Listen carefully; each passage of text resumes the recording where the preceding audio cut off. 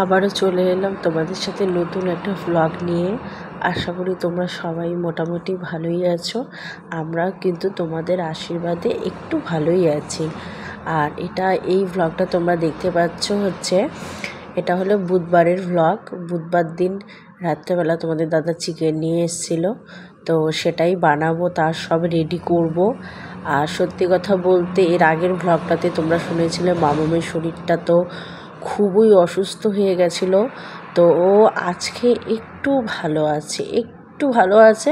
আর সবসময় ওকে যতটা পারছি খোলামেলা রাখার চেষ্টা করছি।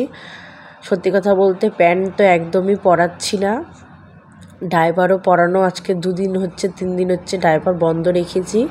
তো এই কয়েকদিন ডাইপারটা বন্ধই রাখবো। তো আমি তো ভ্লগটা আজকে এডিট করছি। তো আজকে কিন্তু শনিবার, আজকে আমি ভ্লগটা এডিট করে তোমাদের সাথে শেয়ার করব। তো যাই হোক, এই যে দেখো মামাম একটু ভালো আছে, এই যে খেলাধুলা করছে তোমাদের দাদার সাথে। আর কাপড় চোপড়গুলো বাইরে থেকে এনে আমি বিছানায় রেখে দিয়েছিলাম, তো ওগুলো গুছোনোর সময় পাইনি। আর বুঝতেই পারো ও এখন কোলে কোলে একটু থাকতে যাচ্ছে, তো যার জন্য কাজগুলো পরেই করছি, ওকেই আগে দেখছি। তো এই যে এদিকে দেখো কড়াইটা বসিয়ে দিয়েছি, রান্নাটাও চাপিয়ে দিলাম, কারণ অনেকটাই বেজে গেছে ঘড়িতে।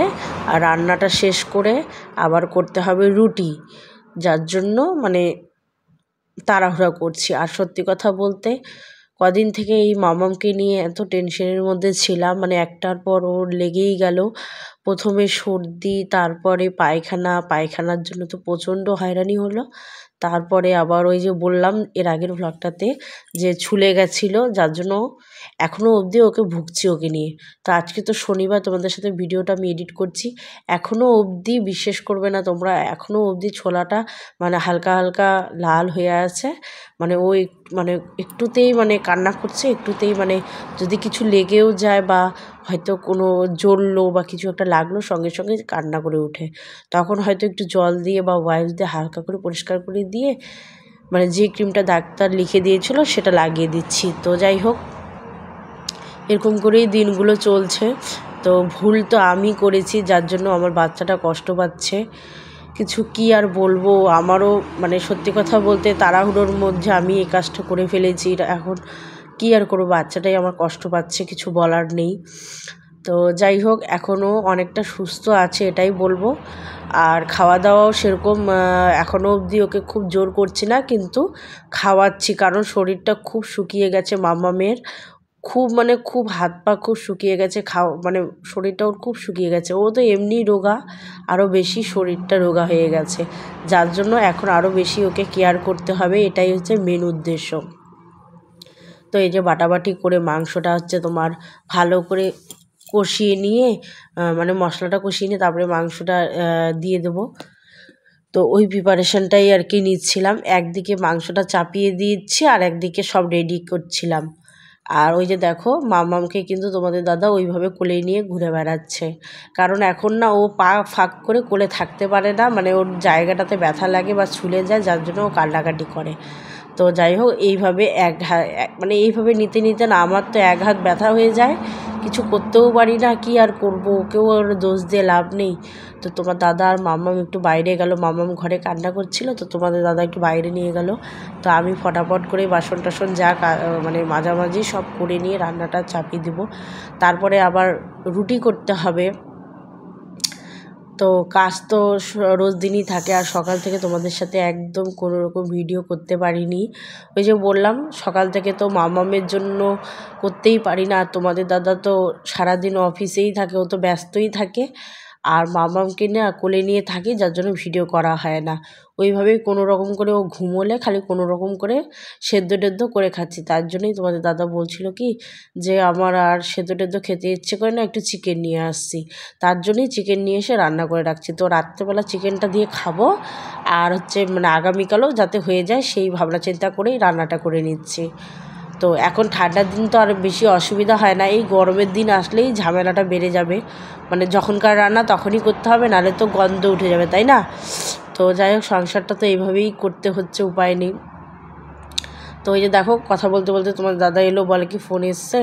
তো এই যে দেখো মাম্মা আবার টাটা করে দিচ্ছে, দেখেছো কত শরীর অসুস্থ, তারপরেও মেয়েটা মানে কি আর বলবো। ওই দেখো এইভাবে কোলে নিয়ে ওকে ঘুরতে হচ্ছে। তো তোমার দাদা বললো দাও আমাকে, আমি নিয়ে যাই। ওই যে বাইরে ওকে এপাশ ওপাশ করে ঘোরাঘুরি করছে, আর আমি ওইদিকে ওই যে আটাটা মেখে নিয়ে তারপরে হচ্ছে রুটিগুলো বানাবো। আর যেহেতু অনেকটাই বেজে যাচ্ছে, সমস্ত কাজ তো তাড়াতাড়ি করতে হবে। মানে বাচ্চা কাচ্চাকে যদি ভালোভাবে মানে কেয়ার না করা যায় তাহলে কত সমস্যা হয়, তাই না বলো? এত সমস্যা হয় কিছু বলার মতো মানে নেই আমার কাছে। তো যাই হোক, এদিকে তো তোমার দাদাকে বললাম, তোমার দাদা বলছিল কি যে ওর নাকি হাত ব্যথা উঠে যাচ্ছিল আর পাও ব্যথা করছে, কারণ মামাকে নিয়ে কখন থেকে ঘোরাঘুরি করছে বলো। তোমরা হয়তো ভিডিওটা অনেক মানে খুব স্পিডেই দেখতে পাচ্ছ, কিন্তু অরিজিনালি তো অনেকটাই সময় লাগে, তাই না? তো অনেকক্ষণ থেকে ও নিয়েছিল। তো আমি বললাম কি দোলনাটাতে ওকে বসিয়ে দাও আর সুতির কাপড় পেতে তারপরে বসিয়ে দাও, তাহলে ও হচ্ছে তোমার দুলবে। তার জন্যই তোমাদের দাদা আবার দোলনাটা বের করে ওকে বসিয়ে দিচ্ছে। ওই যে পিছনে দেখতেই পাচ্ছ তোমাদের দাদা হচ্ছে দোলনাটা বের করে মামামকে ওখানে বসিয়ে দিচ্ছে। আর হচ্ছে তোমার মামাম না কি বলো তো, মানে এখন না এত মানে বড় হয়েছে, একটুতেই ভয় পেয়ে যাচ্ছে কীরকম, মানে ওর যে ব্যথা পেয়েছে মানে একটুতে কিছু হওয়ার আগেই ও ভয় পাচ্ছে, ওষুধ লাগাতে চাইছে না, কান্নাকাটি করছে, মানে এরকম একটা ব্যাপার। তো ওইদিকে আমি আবার মানে রুটিগুলো তাড়াতাড়ি বেলে নিচ্ছি, কারণ তোমার দাদার কতক্ষণ নিয়ে থাকবে, তাই না? আমি একটু নেই, তারপরে তার জন্য তাড়াতাড়ি কাজটা করে নিচ্ছিলাম। আর ওদিকে কিন্তু মাংসটা এক কড়াইয়ে বসিয়ে দিয়েছি, আর আরেকটা উনানে তোমার রুটিটা করে নিচ্ছি। ভাবি কি সব কিছু তোমাদের সাথে শেয়ার করবো, সেরকমভাবে করাই হচ্ছে না। আর আমার গলার আওয়াজটা শুনে হয়তো তোমরা বুঝতেই পারছো, আমার একদম এখনও অবধি সর্দিটা কমেনি, শরীরটা তো ভালো যাচ্ছেই না, তাও যতটা পারি তোমাদের সাথে শেয়ার করছি। এটাই বলবো বন্ধুরা, তোমরা প্লিজ এতটা কষ্ট করে এতটা মানে এত কিছু ম্যানেজ করে তোমাদের সাথে কি করছি না করছি অবশ্যই তুলে ধরার চেষ্টা করি। আবার এডিট করে এগুলো ছাড়তে হয়, অনেকটাই টাইম লাগে, তাই না? তো সব কিছু ম্যানেজ করে তোমাদের সাথে চলে আসি। তোমরা প্লিজ ভিডিওগুলো দেখবে, আর ভালো লাগলে একটা লাইক করে দিও, আর যারা নতুন দেখবে অবশ্যই চ্যানেলটি সাবস্ক্রাইব করে দিও, এটাই বলবো। অন্তত আমার কষ্টের ফলটা তো তোমরা দেবে, তাই না? আমার ছোট্ট ফ্যামিলির মধ্যে তো তোমরা আছো, তোমাদেরকে ছাড়া তো আমি অসম্পূর্ণ, তাই না? যাই হোক, এইসব করতে করতে এই যে দেখো মাংসটার দিকে হয়ে গেছে, আর ওদিকে এক দুটো রুটি আছে, এগুলো করে নিলেই ঝামেলা শেষ হয়ে যাবে। তো যাই হোক বন্ধুরা, যতটুকু পারলাম তোমাদের সাথে শেয়ার করলাম। আর হচ্ছে অবশ্যই ভালো লাগলে কিন্তু একটা লাইক করে দিও। আর এদিকে কিন্তু রুটিটাও বানানো হয়ে যাচ্ছে। তো রুটিটা বানিয়ে মামামকে কোলে নেব, কারণ হচ্ছে ও কান্নাকাটি যেহেতু করছে, আর তোমার দাদার কতক্ষণ নিয়ে থাকবে, তাই না? যার জন্য। তো ওই যে দেখো কথা বলতে বলতে মামামও এখানে চলে এলো, এসে সব লঙ্কা ফেলে দিয়েছে। ওই যে দেখো, ও তো সবসময় এসবই করে। আর তোমাদের দাদা ওই যে হাঁপিয়ে গেছে, তাই ওখানে শুয়ে আছে। ঠিক আছে, ও শুয়ে থাক, কোনো ব্যাপার না। মাম্মাম একটু খেলা করছে, ব্যস্ত আছে। তো যাই হোক বন্ধুরা, একটা কথা বলবো, সবাই ভালো থেকো, সুস্থ থেকো, দেখা হবে নেক্সট ব্লগে।